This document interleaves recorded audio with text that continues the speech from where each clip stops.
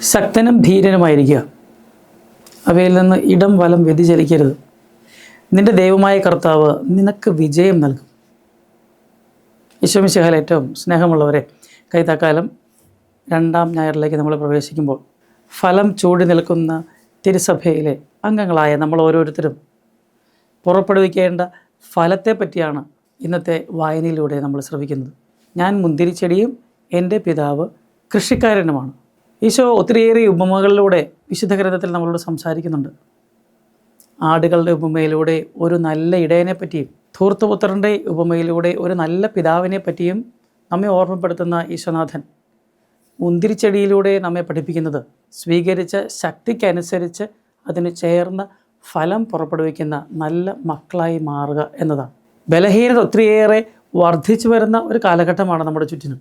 ഒന്ന് പറഞ്ഞാൽ 2 വഴക്കുണ്ടാക്കുന്ന മനുഷ്യർ, സ്വന്തം അഭിപ്രായത്തോട് താല്പര്യം പ്രകടിപ്പിക്കാത്തവർക്ക് എതിരെ സഹിഷ്ണുത പുലർത്താതെ അവരെ ആക്രമിച്ച് കീഴ്പ്പെടുത്തുന്ന മനുഷ്യർ, തങ്ങളുടേതല്ലാതൊരു അഭിപ്രായം ഉണ്ടെന്ന് പോലും അംഗീകരിക്കാൻ സാധിക്കാത്തവർ, ഇതുമല്ലെങ്കിൽ തനിക്ക് ചുറ്റുമുള്ള യാഥാർത്ഥ്യങ്ങൾ അംഗീകരിക്കാൻ പറ്റാതെ ജീവിതം തന്നെ അവസാനിപ്പിക്കുന്ന മനുഷ്യർ, ഇങ്ങനെ ബലഹീനർ ഒത്തിരിയേറെ വർദ്ധിച്ചു വരുന്നു നമ്മുടെ ചുറ്റിനും. അവിടെയാണ് യഥാർത്ഥത്തിൽ നമ്മൾ ശക്തരാണോ എന്ന് തിരിച്ചറിയേണ്ടതും ശക്തരല്ല എങ്കിൽ യേശുവിൽ നിന്ന് ശക്തി സ്വീകരിക്കേണ്ടത്. അതാണ് ഈ മുന്തിരിച്ചെടി നമ്മെ ഓർമ്മപ്പെടുത്തുന്നത്. മുന്തിരിച്ചെടിയാകുന്ന തായ്തണ്ടിനോട് ചേർന്ന് നിൽക്കുന്ന ഓരോ സഭാ അംഗവും പതിയെ ശക്തി പ്രാപിക്കുന്നു. മുന്തിരിച്ചെടി നൽകുന്നൊരു പാഠമുണ്ട്. ആ ചെടിയുടെ ഓരോ കമ്പിനും വേണമെങ്കിൽ അതിനോട് ചേർന്ന് നിൽക്കാം, അതല്ലെങ്കിൽ വേർതിരിക്കപ്പെട്ട് നശിപ്പിക്കപ്പെടാം, അല്ലെങ്കിൽ ചേർന്ന് നിന്ന് ശക്തി സ്വീകരിച്ച് നല്ല ഫലം പുറപ്പെടുവിക്കാം.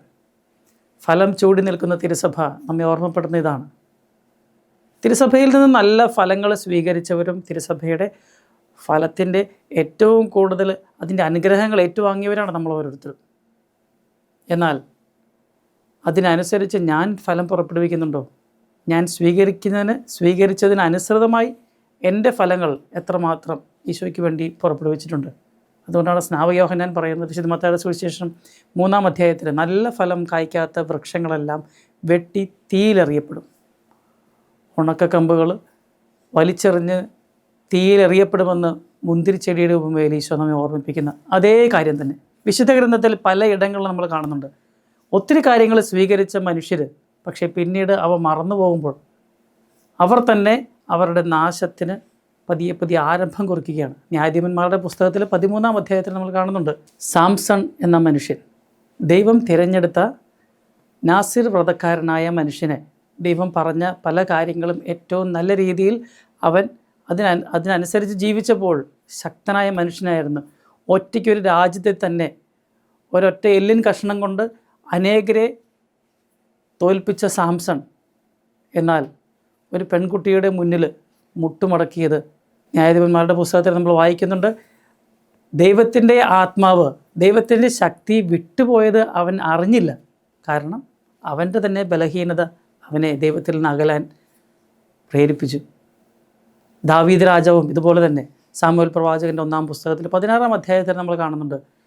ദൈവമായ കർത്താവ് ദാവീദിനെ തിരഞ്ഞെടുത്തപ്പോൾ വെറും ബാലനായിരുന്ന ബലഹീനനായ ഈ മനുഷ്യൻ പിന്നീട് ദൈവം അവനെ വളർത്തി. ഒറ്റക്കല്ലുകൊണ്ട് ഒറ്റക്കൊമ്പനായ ഗോലിയാത്തിനെ എറിഞ്ഞു വീഴ്ത്തിയ ആ ദാവീദ് പക്ഷേ ഒറ്റയ്ക്കായിരുന്നപ്പോൾ അവൻ്റെ തന്നെ വ്യക്തിപരമായ ബലഹീനതയാണ് അവൻ്റെ വീഴ്ചയ്ക്ക് കാരണമായത്. പല തെറ്റുകളിലേക്കും പോകാൻ പ്രേരിപ്പിച്ചത് ദൈവത്തെ ചില സമയങ്ങളിൽ അവൻ കൂട്ടുപിടിക്കാതിരുന്നതുകൊണ്ടാണ്. എന്നാൽ ദാവീദ് തിരിച്ചു വന്നു. സ്നേഹമുള്ളവരെ, സങ്കീർത്തനങ്ങളുടെ പുസ്തകം 91-ാം അധ്യായത്തിൽ നമ്മൾ വായിക്കുന്നുണ്ട്, അവൻ സ്നേഹത്തിൽ എന്നോട് ഒട്ടി നിൽക്കുന്നതിനാൽ. ദൈവത്തോട് നാം ഒട്ടി നിന്നാൽ മാത്രമേ നമുക്കും വളർച്ചയുണ്ടാവുകയുള്ളൂ.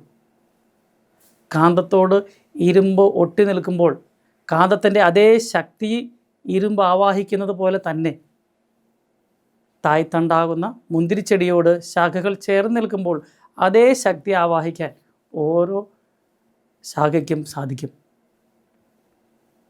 ലേഖനഭാഗത്ത് നമ്മൾ വായിക്കുന്നുണ്ട്, പൗലോസ്ലീഹ റോമക്കാർക്ക് എഴുതിയ ലേഖനം 11-ാം അധ്യായത്തിൽ, കാട്ടൊലിവായ നിന്നെ ദൈവം ചേർത്ത് നിർത്തി, നീ ഏതവസ്ഥയിലുണ്ടായിരുന്നവനാണെന്ന് ദൈവത്തിന് മാത്രമേ അറിയൂ. നമ്മളൊക്കെ ആരായിരുന്നുവെന്നും ആരാണെന്നും ദൈവത്തിന് മാത്രമേ അറിയുകയുള്ളൂ. എങ്കിലും ദൈവം നമ്മെ ഉപകരണമാക്കി എന്നതാണ് പ്രാധാന്യം അർഹിക്കുന്ന കാര്യം. യേശുവിനോടുകൂടി ആരംഭിച്ച പല നല്ല മനുഷ്യരും യേശുവിൽ നിന്ന് അകന്നു പോകുന്ന പല അനുഭവങ്ങൾ നമ്മുടെയൊക്കെ ചുറ്റിനുമുണ്ട്. നല്ല മനുഷ്യർ തന്നെ, പക്ഷേ പതിയെ പതിയെ അവരുടേതായ വ്യക്തിപരമായ ആഗ്രഹങ്ങൾ, സ്വാർത്ഥപരമായ ഇച്ഛകൾ ആത്മീയ ജീവിതത്തിൽ ഇടകലർത്തിയപ്പോൾ പതിയെ പതിയെ ആത്മാവ് വിട്ടുപോയത് അറിഞ്ഞില്ല. ദൈവത്തിൻ്റെ ശക്തി അവരിൽ നിന്ന് അകന്നു പോയത് അറിഞ്ഞില്ല. തിരുസഭയിൽ തന്നെ ഒത്തിരിയേറെ സംഭവങ്ങൾ അതിന് സാക്ഷികളാണ്. കത്തോലിക്ക സഭയോട് ചേർന്ന് നിൽക്കാതെ അകന്നുപോയ പല സെക്റ്റുകളിലെ മനുഷ്യരും ഇന്നും നല്ല പ്രവർത്തികൾ തന്നെ ചെയ്യുന്നു. പക്ഷേ യഥാർത്ഥത്തിൽ ദൈവത്തോട് കൂടെയാണോ അവർ? ആകയാൽ നിൽക്കുന്നു എന്ന് കരുതുന്നവൻ വീഴാതെ സൂക്ഷിച്ചു കൊള്ളട്ടെ.